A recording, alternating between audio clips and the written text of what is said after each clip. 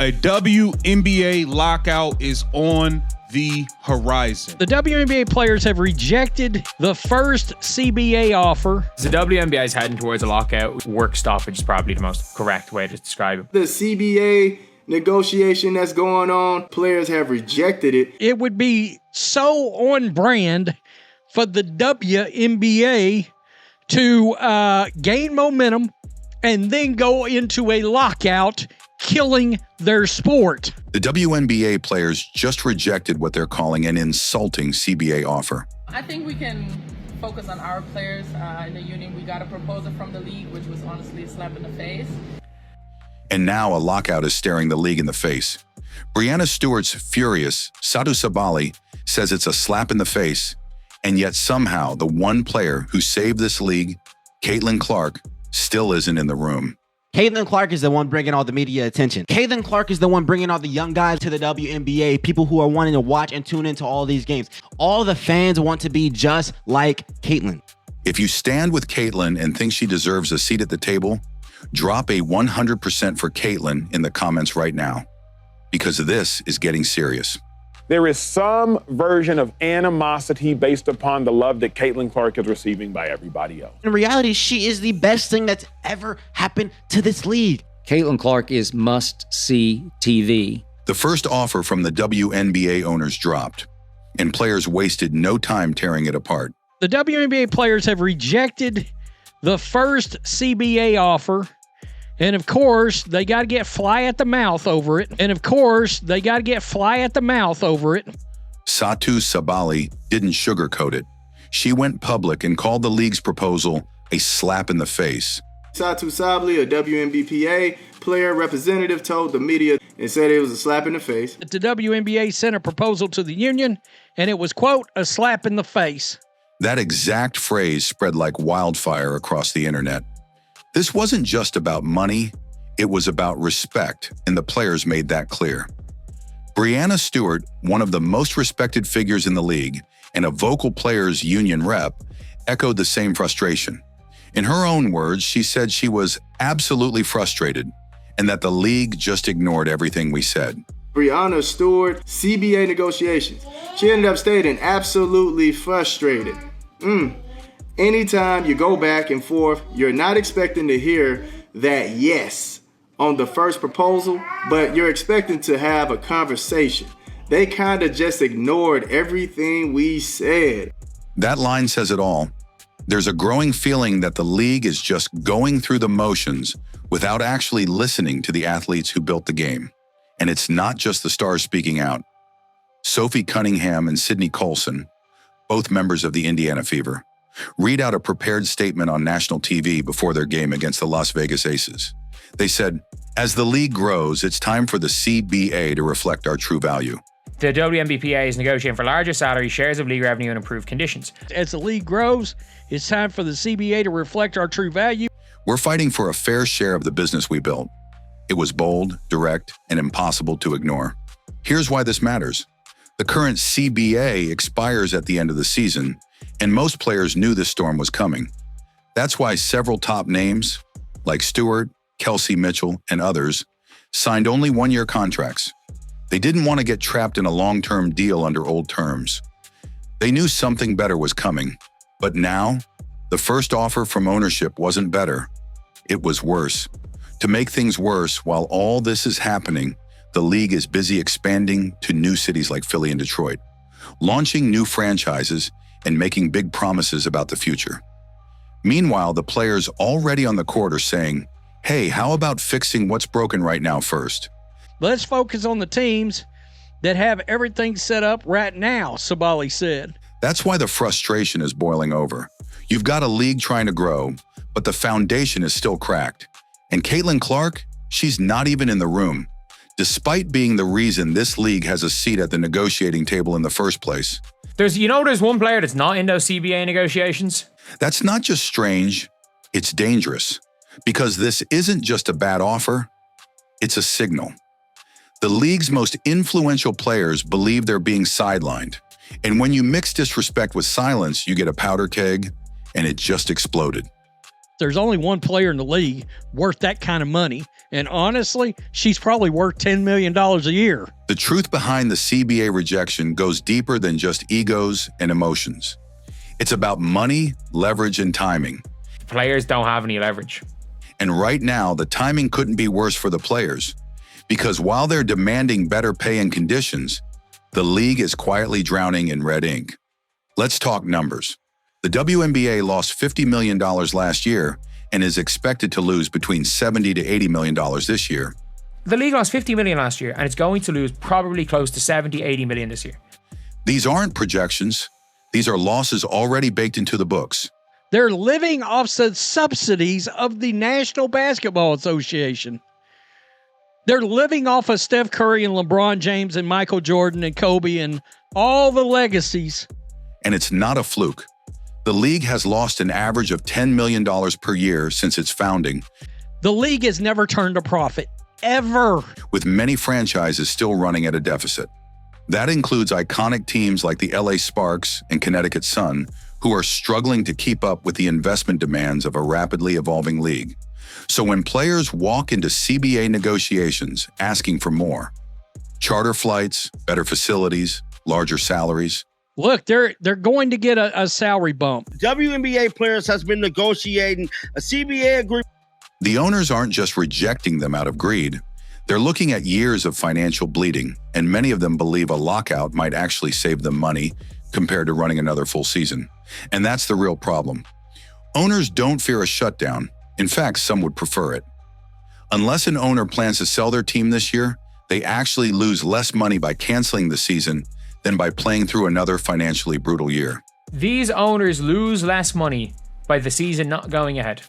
That's not just disturbing. That's a signal that the owners hold all the leverage, and they know it. Now here's where it gets even messier. The league is bragging about big expansion moves. 3 new franchises are coming, and they've already raked in $250 million in expansion fees. Add to that the upcoming $3 billion media rights deal, and it seems like there's plenty of money floating around. But here's what the league doesn't want fans to think about. None of that money has hit yet.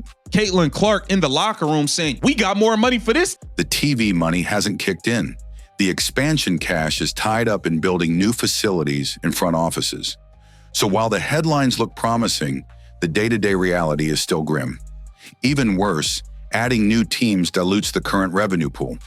The more franchises you add, the more ways you have to slice the same pie, which means even less money per player unless the league grows profitably in lockstep.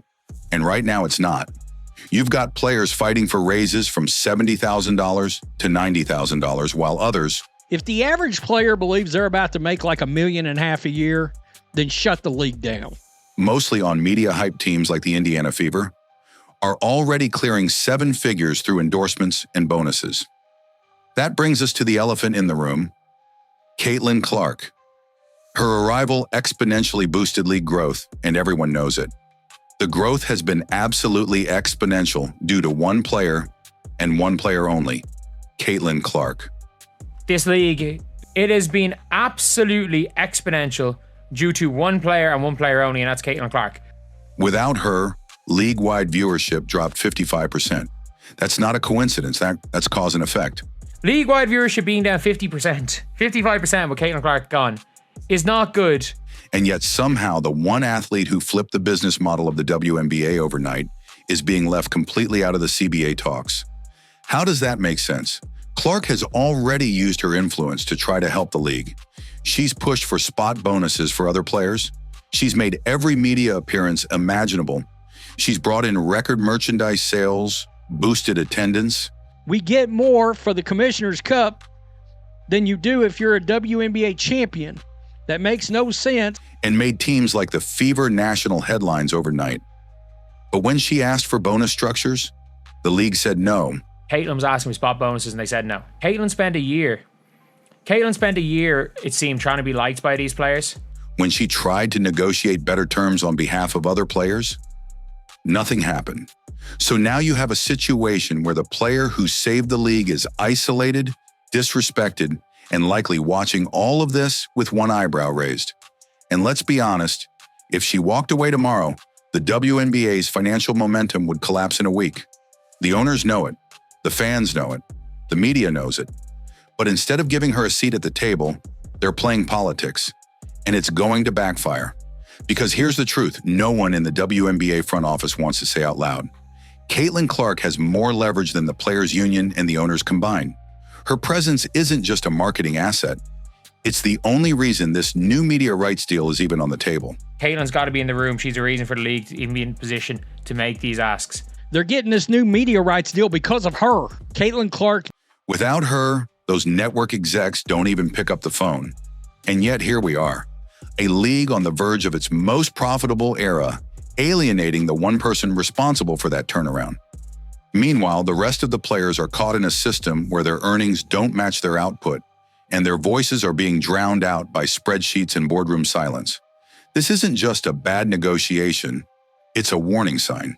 The disconnect between value and recognition is so wide right now, a lockout isn't just possible, it's starting to look inevitable. It would be so on brand for the WNBA to gain momentum, start getting viewership, start selling at arenas, and then go into a lockout, killing their sport. At this point, we're no longer speculating. Every signal, every press conference, and every frustrated social media post points in one direction. A lockout in 2025 isn't just possible, it's likely. And the deeper you dig, the more you realize it's not just about pay, it's about power, perception, and a league that feels dangerously close to tearing itself apart from the inside. Let's start with the numbers again. Not the salary figures, but the roster math. As of right now, about 80% of WNBA players will become free agents next year. That means whatever deal is struck or not struck in this CBA will decide the future of the league's entire workforce. The stakes couldn't be higher. But here's the problem. The union, the owners, and the public aren't even remotely aligned on what that future should look like. Behind the scenes, several veteran players have said they're willing to sit out. If the rookie scale contracts don't go up, they're going to sit out. If rookie scale contracts don't increase. Names like Angel Reese and DJ Carrington have already spoken up, and they're not alone. Even Nneka Ogwumike, one of the most respected voices in the league, hinted that the status quo is unacceptable and that the players have reached a breaking point. Add in the rookies demanding better terms, and you've got a mix of new and veteran voices ready to act, not talk. And here's where things start to fracture. There's a growing divide inside the league, not just between owners and players, but between players themselves. The Indiana Fever and the Golden State Valkyries are riding massive media attention. The Valkyries are going to bring in more money into the WNBA than any other team. And financial momentum. Their players are raking in endorsement deals, social media exposure, and visibility the rest of the league can only dream of. Caitlyn Clark's teammates are reportedly making 7 and even 8 figures through sponsorships and brand collaborations. She's elevated the value of everyone around her, and yet they've been largely excluded from union leadership. Compare that to players on poverty franchises. Yes, that's the exact word used in multiple transcripts. Teams like the Chicago Sky, Connecticut Sun, and LA Sparks are still playing in outdated facilities, flying commercial, and being asked to wait while the league spends expansion money elsewhere. The resentment is real, and it's growing. One transcript even noted how the Connecticut Sun is actively trying to sell the team because they can't afford to keep up with the facility's arms race. And when players like Satou Sabally publicly call the CBA offer an insult, what they're really saying is this. Add a couple more roster spots so that rookies aren't just getting cut. We see the league growing, but we're not part of that growth. It's expansion for the front office, not for the locker room. That's why Sabally, Stewart, and others are angry. That's why there's talk of a shutdown. And it's why solidarity among players is crumbling, right when they need it most. But let's go even deeper, because beneath all the headlines and interviews lies a wild card that few are acknowledging out loud. And her name is Caitlyn Clark. Let's be clear, Caitlyn has done more for the WNBA in 6 months than some marketing departments did in 2 decades. She's brought millions of new fans. She's filled arenas. She's spiked merchandise sales. Her jersey outsold every other player before she even stepped on a pro court. She's not just an athlete, she's a walking economy. And yet, incredibly, she's still not part of the CBA discussions. She's not on the union board. She's not in the negotiating room. And the players who are leading the charge have shown no interest in bringing her in, despite her being the only reason they're in a position to negotiate at all. Worse still, to jealousy and resentment among the players toward Caitlyn. One creator said bluntly, "There is a level of respect, but I don't think they like her." Another pointed out that Caitlyn spent a year trying to be liked by these players and still got shut out. The WNBA, so they only own 41% of their league. So they get a 20% of league revenue. That's not just sad, it's dangerous for the league's future. Because if your most valuable player feels alienated, that's not a team. It's a house divided. If they go into a lockout, this league is over. It's a wrap. And that brings us to a very real possibility. Some players may actually benefit from a lockout. You read that right.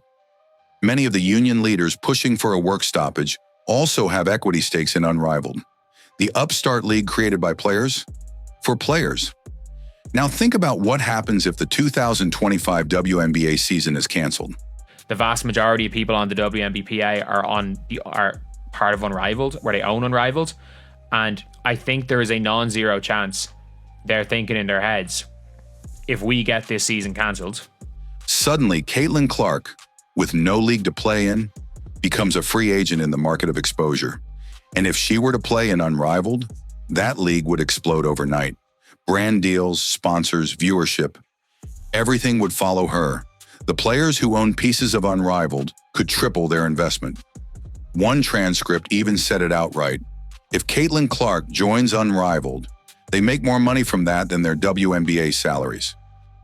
So now we're in a situation where the league is losing money, the players are divided, and the most powerful marketing asset in women's basketball is being sidelined, possibly to protect egos and old politics. That's not just dysfunctional, that's self-sabotage. And fans, they're catching on. Public support is swinging toward the owners, mainly because they're the ones writing checks while players openly talk about shutting the season down. Fans can see who's putting in the work and who's burning bridges. The reality is this: if a lockout happens, and all signs say it will, everyone loses. But some will lose more than others. The veteran players pushing the hardest may gain short-term wins. The struggling franchises will suffer the most. And Caitlyn Clark? She'll land on her feet no matter what. Because when the dust settles, every league, WNBA or otherwise, will still want Caitlyn Clark. She's not just the future, she's the present. And the league is playing a dangerous game pretending otherwise. She is by far the best player in the league. All the fans want to be just like Caitlyn. She's the biggest draw by far this league has ever had. She has put this league on the national map in ways it's never been. The writing's on the wall. The players have rejected the deal, the league's losing money, and a lockout isn't just a headline anymore. It's the path they're barreling toward. But in the middle of all this chaos, one thing remains painfully clear. Caitlyn Clark is the most valuable asset the WNBA has ever had, and yet she's being kept on the sidelines of the most important conversation in league history. You don't shut out the star who saved your business. You build around her, you listen to her, you give her a voice, because without her, the growth stops. The cameras disappear, the sponsors pull out. This is bigger than basketball now. It's about vision, and if the WNBA doesn't course correct fast, the league won't just face a lockout. If the players want too much, they'll put a bullet in this league. It'll risk losing the one player who gave it life again. So if you're still watching and you believe Caitlyn Clark deserves better, say it loud in the comments. 100% for Caitlyn.